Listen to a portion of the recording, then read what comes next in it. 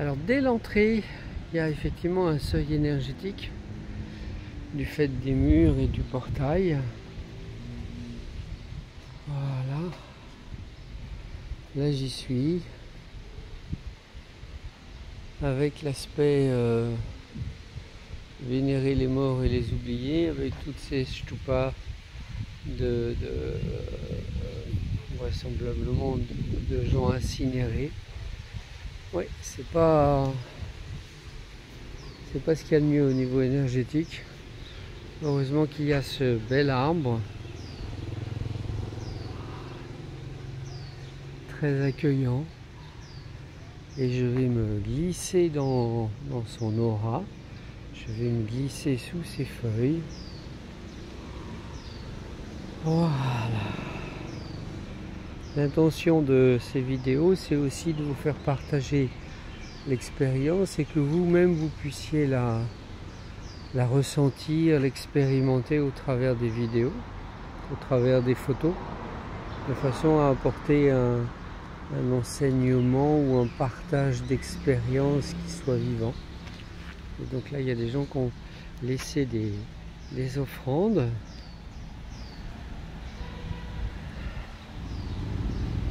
Cet arbre.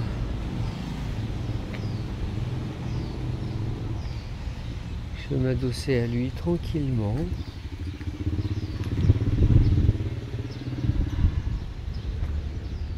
Voilà, je lui tourne le dos. Je me sens accueilli, notamment au niveau du dos. Voilà, il m'entoure par ses énergies jusque devant. Hop, j'avance un petit peu parce que le sol n'est pas droit et il m'aide à m'enraciner aussi.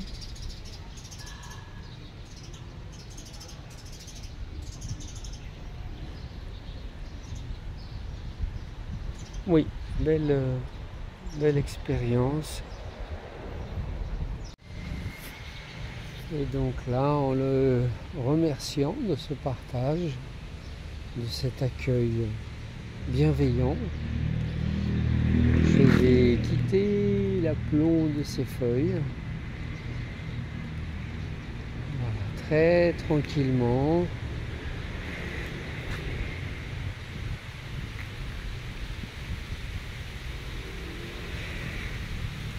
Un petit vent qui nous vient du Vietnam. Voilà, ça y est, là je suis en train de quitter son aura. Bon, la mienne a été lissée après une nuit de repos.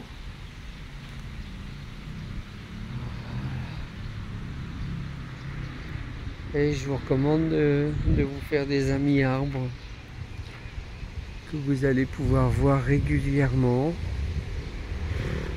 Vous pouvez chanter pour eux, donner de l'énergie, de l'amour,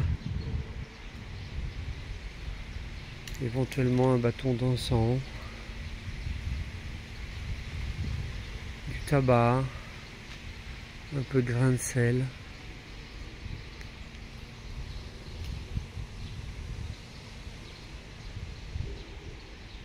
Et je le remercie, notamment avec de la densité dans le chakra du cœur.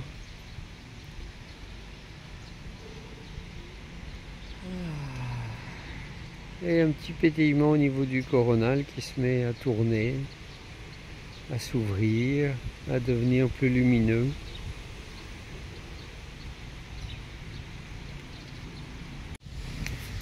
Alors je suis face au temple.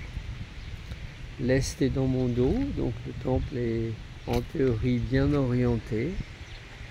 Et il est surtout sur l'axe de l'arbre que je viens de visiter.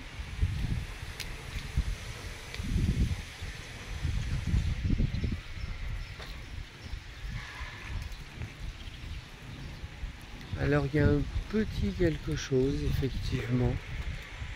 C'est pas transcendant, mais je sens que ça pétille un peu dans les pieds.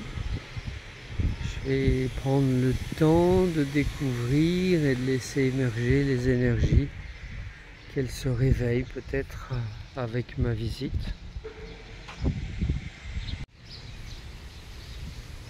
Ici nous avons deux stupas alignés qui ne sont pas des stupas mortuaires parce qu'il n'y a pas d'espace pour mettre les cendres. Par contre, des représentations que je trouve intéressantes dans la symbolique.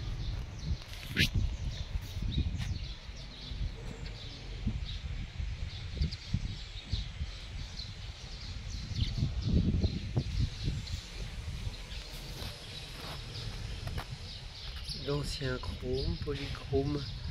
Donc souvent les hindous mettent du rouge sur le front de leur statue. Je le trouve intéressant parce qu'il est antérieur à la construction du temple, vu l'état du stupa.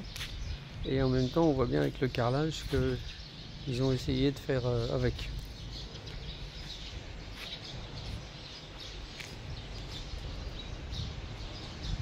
Et cet autre stupa plus construit avec des briques. Voilà, si je me mets entre les deux,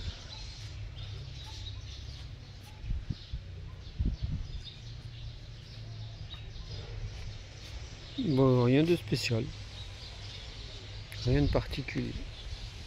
Non, par contre, derrière le temple, il y a un stupa qui n'est pas mortuaire. Voilà, le stupa doré là, qui sert effectivement à ancrer les énergies du Bouddha, qui normalement se trouve dans le temple, face à l'est. Donc en théorie, il est par là. Et là, je sens que le stupa est relié à l'autel où il y a tous les Bouddhas et certainement un grand Bouddha. Voilà. Donc là, il y a une construction intelligente. Au nord du temple, un autre stupa, ancien aussi, avec cette petite statue d'un dieu plutôt hindouiste. Parce que j'ai jamais vu des Bouddhas à 4 mains.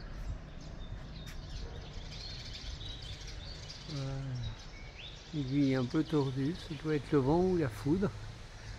Ou c'est un éclair d'illumination. Donc lui aussi, il sert à ancrer, stabiliser les énergies par rapport au temple, mais il n'y a rien de bien symétrique là-dedans. Donc tout ça, là il y a un rituel d'offrande avec un autre stupa, et là nous avons les cendres d'un moine. Voilà.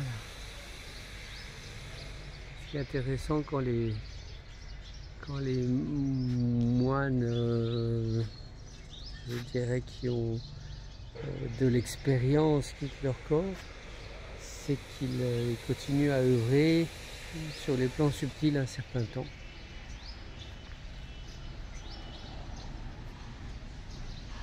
Donc pas du tout la même énergie entre celui-ci et celui-là. Moi je préfère celui-ci, ancien, et là nous avons une statue d'un buffle masculin. Oui, l'ensemble a été construit en plusieurs étapes et c'est pas forcément une réussite. Et là je retrouve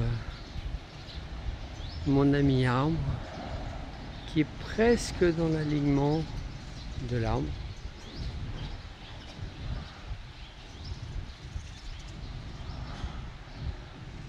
Et la route à l'entrée du temple qui favorise pas les énergies, la circulation d'énergie, parce qu'elles viennent les couper.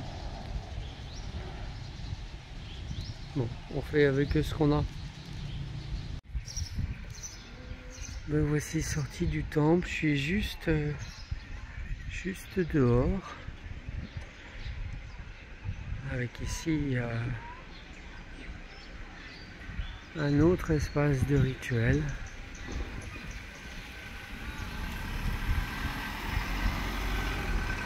Et là, les deux dragons qui amènent l'énergie du Mekong, l'énergie de l'eau.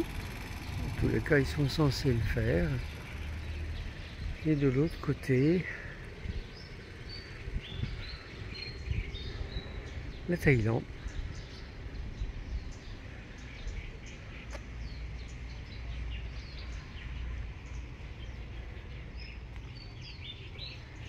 Donc là, nous avons effectivement une grande construction avec ces dragons d'eau.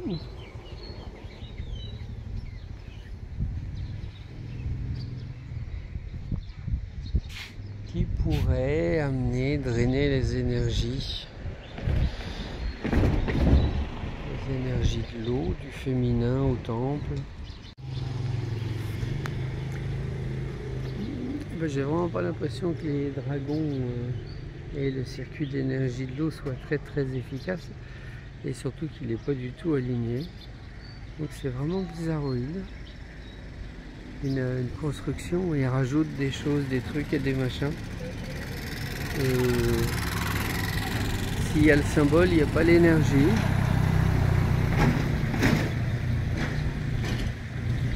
Et ce seuil-là, ce portail-là est beaucoup moins puissant que celui qui est à côté de mon ami arbre, que je vois là. Donc effectivement, c'est pas une grande réussite. Mais ça mérite de passer un petit peu de temps à sentir les énergies.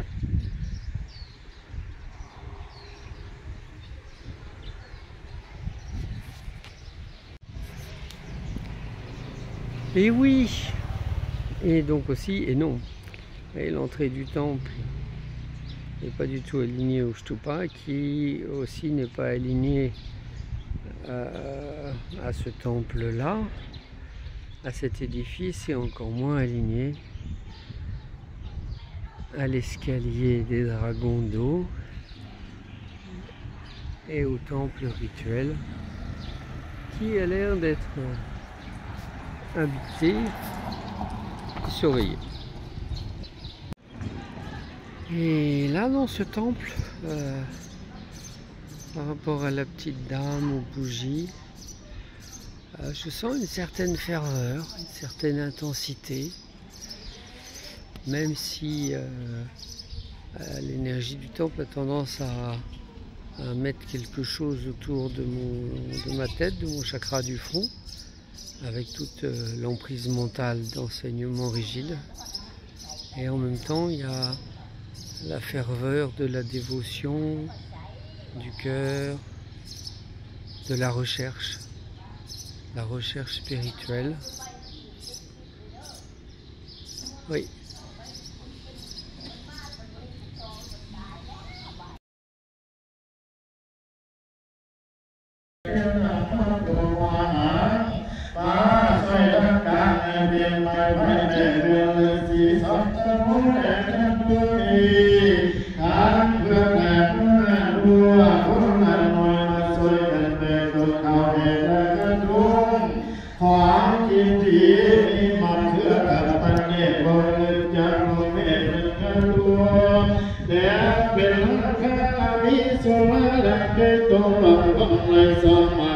ชุสะพัดนันตวาลงไหลมีสังวาถวายธรรมะเข็นสดสดมือเว้นสิกูดูนิ้วเขียนกูของนั่งก็สดก็เขียวขึ้นมาดังเกาผีอันนั้นก็ไปนั่งเผาอยู่เจน่าเอื่นว่าตาแหกเมื่อสองเดาจิกไปกงไว้ก็จะหวยมันนี้ส่วนน้ำใจอันนั้นก็เหตุเป็นไงขึ้นมางามตาผีของมาสาดูเขานั้นก็ได้เป็นว่าการภาษาเม็ดเขาน้อยละกว่าอ้อยก็เช่นยอดเช่นมา ที่ได้แปลว่าไปเป็นแสงเสตุนเจีย